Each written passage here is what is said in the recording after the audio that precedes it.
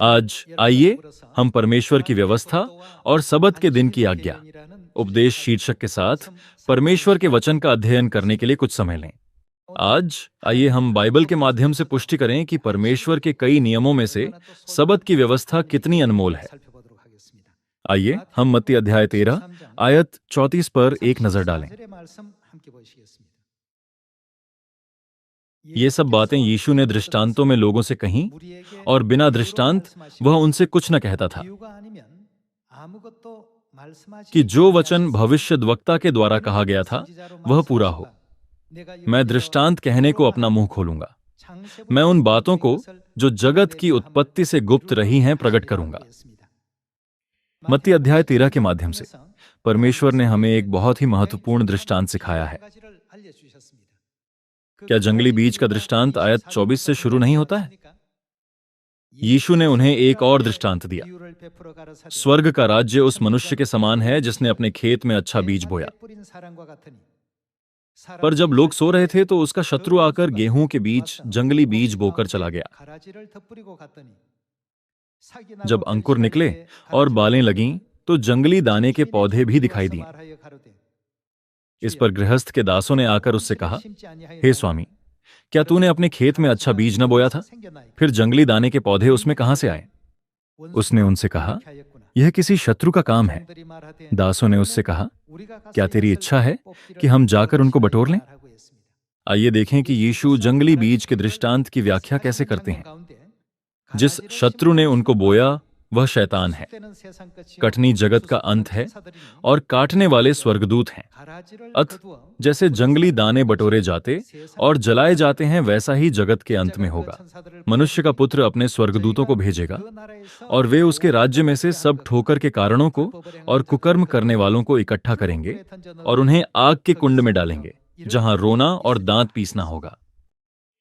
अंततः इस शत्रु शैतान ने दुनिया में कुकर्म का बीज बोया। क्या कुकर्म के बीज बोने का उद्देश्य हमें परमेश्वर के नियमों का पालन करने से रोकना नहीं है? अंततः इस कुकर्म को बढ़ावा देने के कारण दुनिया में कई लोग परमेश्वर की सेवा करने का दावा करते हुए जंगली बीज के कुकर्म का अभ्यास कर रहे हैं, जो कि परमेश्वर की व्यवस्था नहीं है। इसलिए परमेश्वर ने न्याय के दिन को नियुक्त किया जब परमेश्वर ऐसे लोगों को इकट्ठा कर लेंगे और उन्हें धधकती हुई भट्ठी में फेंक देंगे। केवल इस दृश्य से जहां परमेश्वर ने कहा कि वे उन्हें आग के कुंड में डालेंगे क्योंकि वे कुकर्म करते हैं, हम आसानी से समझ सकते हैं कि परमेश्वर के नियमों का पालन करने से हम उस विश्वास को प्राप्त कर सकते हैं जो अनंत स्वर्ग के राज्य में प्रवेश करने के योग्य है। चूंकि परमेश्वर के नियम हमारे लिए इतने महत्वपूर्ण हैं, इसलिए यीशु ने एक बार फिर इसके महत्व का उल्लेख किया। आइए हम मत्ती अध्याय 7 आयत 21 पर एक नजर डालें, जहां परमेश्वर उन लोगों के बीच अंतर करते हैं जो स्वर्ग के राज्य में प्रवेश करेंगे और जो नहीं करेंगे। जो मुझसे हे प्रभु कहता है, उनमें से हर एक स्वर्ग के राज्य में प्रवेश न करेगा, परंतु वही जो मेरे स्वर्गीय पिता की इच्छा पर चलता है। यदि हम परमेश्वर पर विश्वास करते हैं और कहा जाता है कि हम स्वर्ग के राज्य में प्रवेश नहीं कर सकते, तो हमारा विश्वास व्यर्थ है। यह वास्तव में कितना खेदजनक होगा।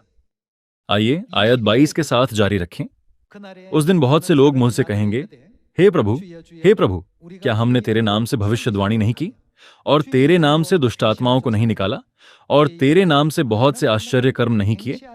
तब मैं उनसे खुलकर कह दूंगा, मैंने तुमको कभी नहीं जाना। हे कुकर्म करने वालों, मेरे पास से चले जाओ। दूसरे शब्दों में वे क्या करते हैं? वे लोग हैं जो कुकर्म करते हैं। स्वर्ग का राज्य वह है जहां यीशु रहते हैं, इसलिए वह इन लोगों को स्वर्ग के राज्य में प्रवेश करने से रोक रहा है। यह दृश्य हमें एक बार फिर याद दिलाता है कि जो लोग कुकर्म का अभ्यास करते हैं उन्हें नरक में अनंत आग में फेंक दिया जाएगा, जैसा कि हम मत्ती अध्याय 13 में पढ़ सकते हैं।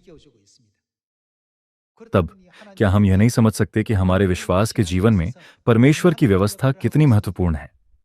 हमें कभी भी ऐसे नहीं बनना चाहिए जो परमेश्वर की व्यवस्था की उपेक्षा करते हैं।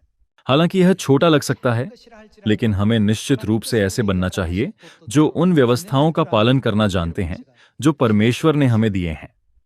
आज आइए हम सबत की व्यवस्था की जांच करें, जो 10 आज्ञाओं में से चौथी आज्ञा है।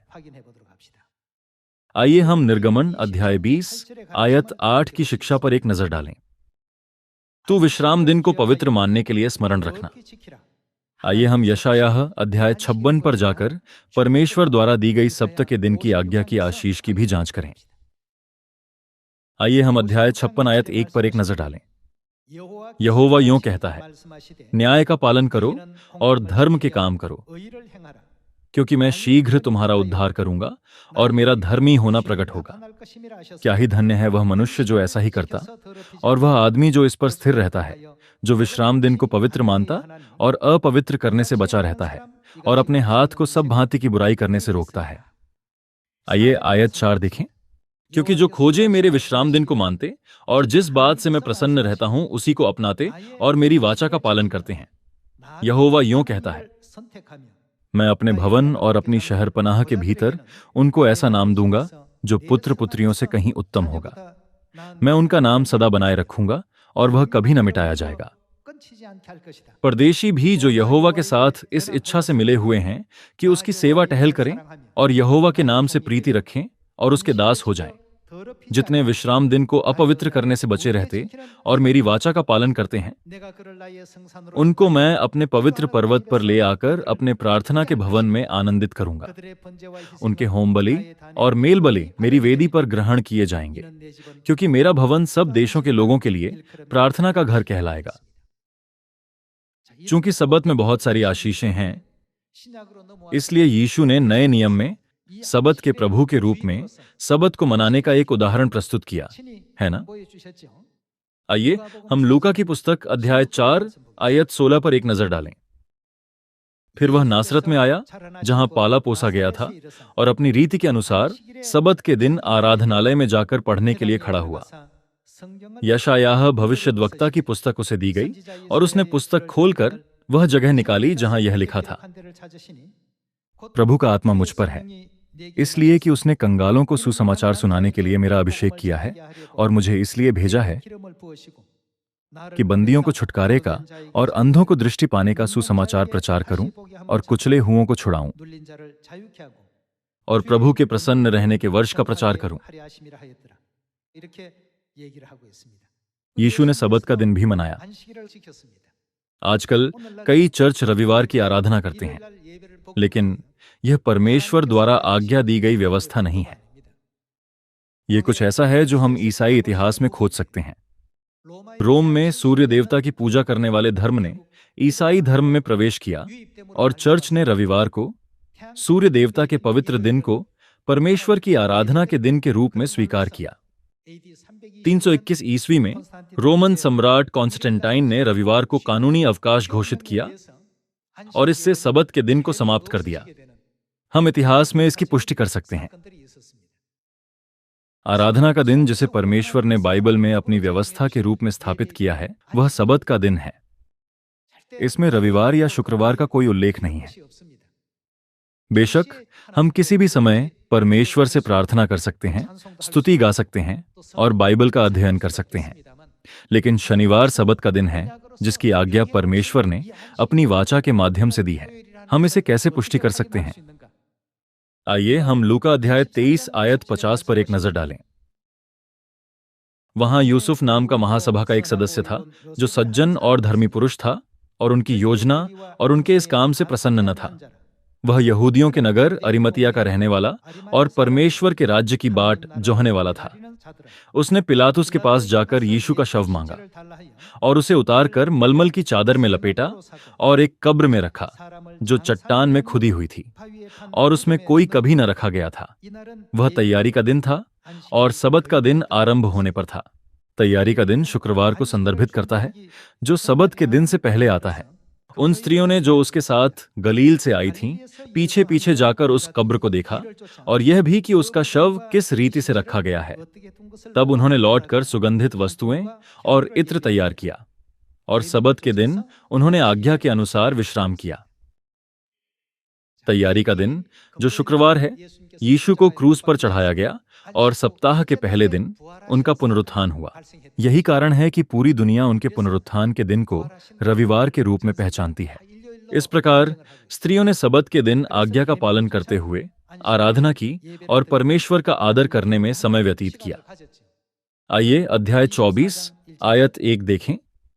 परंतु सप्ताह के पहले दिन बड़े भोर को वे उन सुगंधित वस्तुओं को जो उन्होंने तैयार की थीं, लेकर कब्र पर आईं। उन्होंने पत्थर को कब्र पर से लुढ़का हुआ पाया, पर भीतर जाकर प्रभु यीशु का शव न पाया। जब वे इस बात से भौचक्की हो रही थीं, तो देखो, 2 पुरुष झलकते वस्त्र पहने हुए उनके पास आ खड़े हुए। जब वे डर गईं और धरती की ओर मुंह झुकाए रहीं, तो उन्होंने उनसे कहा, तुम जीवते को मरे हुओं में क्यों ढूंढती हो? वह यहां नहीं, परंतु जी उठा है।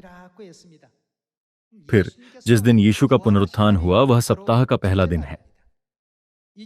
चूंकि रविवार बाइबल में वर्णित सप्ताह के पहले दिन से मेल खाता है, इसलिए यह बिल्कुल भी सबत का दिन नहीं हो सकता। इस सबत के दिन परमेश्वर ने हमें क्या करने की आज्ञा दी है? तू विश्राम दिन को पवित्र मानने के लिए स्मरण रखना। इसे परमेश्वर द्वारा पवित्र दिन घोषित किया गया था। आपको और मुझे परमेश्वर के नियमों का उच्च मूल्य रखना चाहिए।